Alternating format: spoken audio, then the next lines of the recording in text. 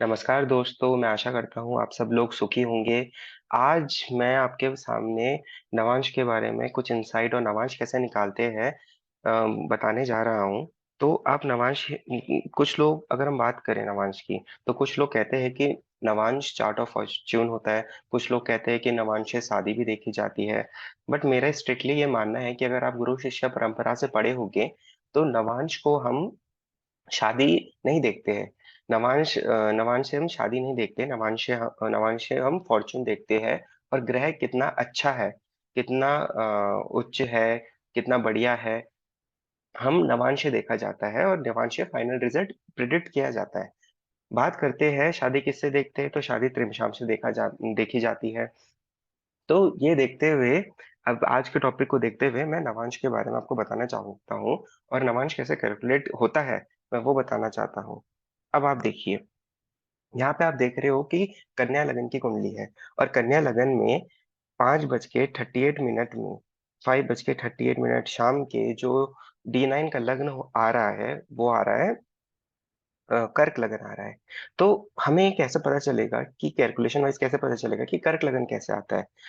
अगर मैं आपको बताऊं, नवांश में क्या होता है कि हम भाव को पकड़ते हैं और उस भाव को या भाव को 9 पार्ट्स में डिवाइड कर देते हैं। तो मान लीजिए, अभी मैं आपको कैलकुलेटर से बताता हूँ। मान लीजिए कि एक जो राशि है वो 30 डिग्री की होती है।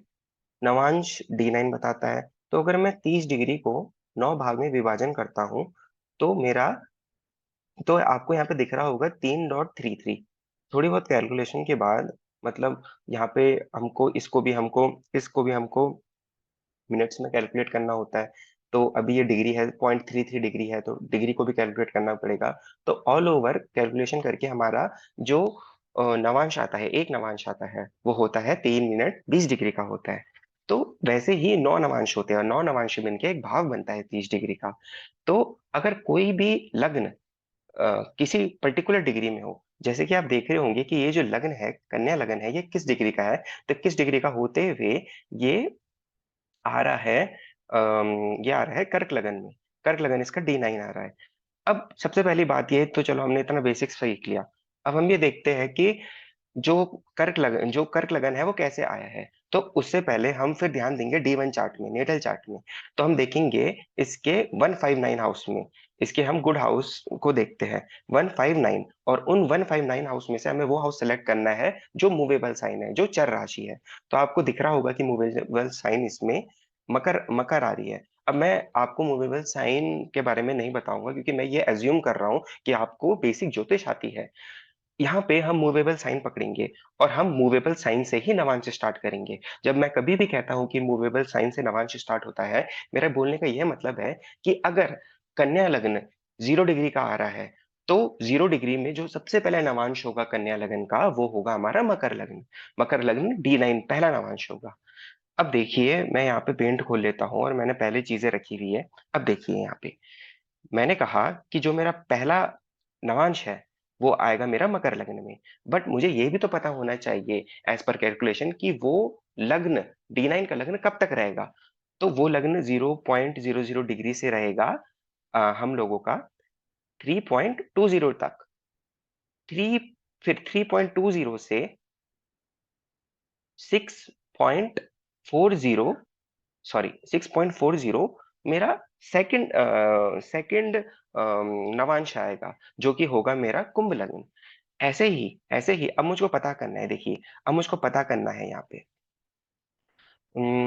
पे मुझको पता करना है कि मेरा कर्क लगन कैसे आया।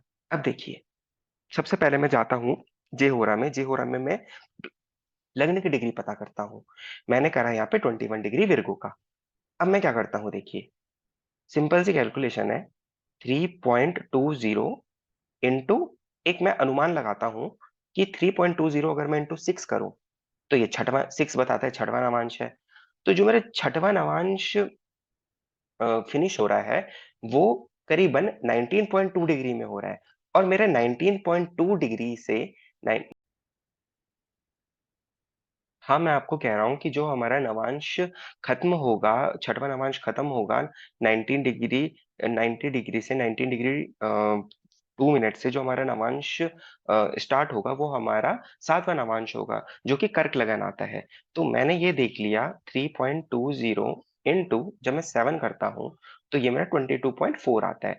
और जब मैं 3.2 को इंटू 6 करता हूँ, सॉरी, इंटू 6 करता हूँ, तो ये मेरा 19.2 डिग्री आता है। तो मेरा जो 7th नवांश होगा वो 19.2 डिग्री से 22 पॉइंट समथिंग जो डिग्री है, जो भी मैंने कैलकुलेट करी, वहां तक आएगा।